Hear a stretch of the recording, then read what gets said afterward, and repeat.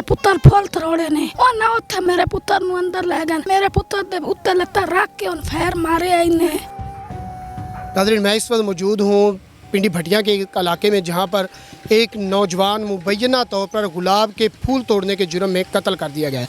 मैं इस वक्त उस बाग के बाहर मौजूद हूँ। ये वो गुलाब के फूलों का बाग है। मेरा कैमरामैन अगर आपको दिखा सके तो यहाँ पर वो फूल तोड़ रहा था, और मेरे इस तरफ मेरा कैमरामैन आपको दिखाए तो ये वो चक्की है जिसमें वो बच्चा यहाँ पे आया था दाल जो है वो पिसवाने के लिए।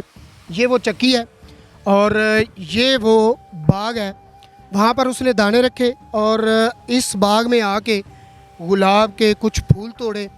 और मुबैना तौर पर लोगों का ये कहना है कि इसके बाद ये जो पीछे हवेली नज़र आ रही है इसमें रहाइश नहीं है, ये माल के लिए, माल मवेशियों के लिए उन्होंने हवेली बनाई हुई है। मुबैना तौर पर यहाँ के कुछ लोगों का कहना है कि उसने खुद जाकर वहाँ पे गोली मार ली, जबकि एफआईआर का मतन जो है वो कुछ और है। एफआईआर में 302 की एफआईआर हो चुकी है, नामजद मुलज़म है, मुलज़म गिरफ़्तार हो चुके हैं, मुकदमा भी दर्ज हो चुका है। और इसके बाद हम जो नौजवान कत्ल हुआ है उसकी वालदा जो मुदैया है उसका भी साथ शामिल करेंगे, उनसे मौक़िफ़ लेंगे। और अगर मुलज़मान में से कोई बंदा अपना मौक़िफ़ देना चाहे तो उर्दू पॉइंट का प्लेटफार्म उनके लिए भी हाज़िर है, वो हमसे रब्ता करके अपना मौक़िफ़ भी पेश कर सकते हैं।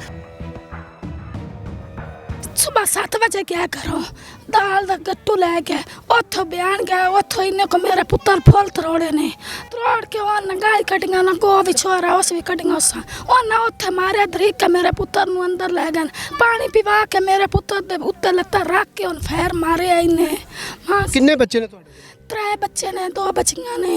ये मेरा पालिया लंबरा आई, ये सब तो बड़ा बेटा, ये सब तो बड़ा मेरा एक ही करदा सा बेला है। मेरे दरखास्त पुलिस च दित्ती आई, अज बड्डे होंदे आ जाने आई कागो तो। अच्छा, पढ़ रहा सी तो पुलिस से दरखास्त दित्ती आस मांगे दे हुण अज बड्डे आ जानी आई। मां तो बेंदी पी आई मेरे पुत्र दी अज बड्डे नौकरी लग जानी आई। नहीं, एथू कितना सफ़र है? 2.5 किलोमीटर है जिथे बयान गया है। अच्छा, उस तो इलावा इत्थे कोई और नज़दीक तरीन नहीं है चक्की? कोई चक्की है पक्की मसीत ते इत्थे जिथे लग के वो भी इन्नी दूर है। उत्थे अगे 4 सालां दा बहंदा आया, असीं आख्या सान कोई नहीं डर, साडे कोई ना आंदे बच्चे आंदियां गल्लां है।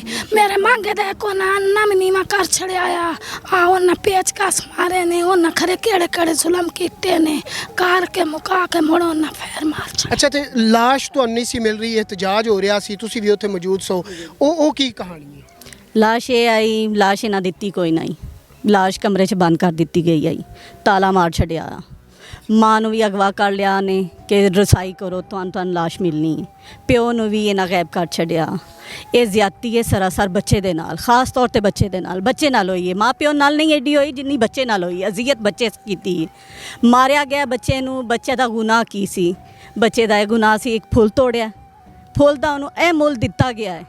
तुहाडा की लगदा सी? मेरा अपना बिरा, मेरा पुत्र आया, इस पिंड का बच्चा आया, इस पिंड का बच्चा आया, सानू इंसाफ चाहिए। अच्छा, फिर लाश किस तरह मिली? लाश इस तरह मिली, असी रोड ब्लॉक किया, रोड ब्लॉक करके असी मरियम नवाज के नारे लाए ने कि सानू इंसाफ चाहिए, सानू खुद सिर नाल बंदा चाहिए जिस नूं मारिया है। फिर उत्थे एक मोहतरमा आई, उन्हें आख्या तुहानू लाश मैं देनी आ। जट वास्ते भी उन्हें दिती है सानू, पर असी वेख ते लईए ना। बच्चे का बहुत बुरा हाल होया।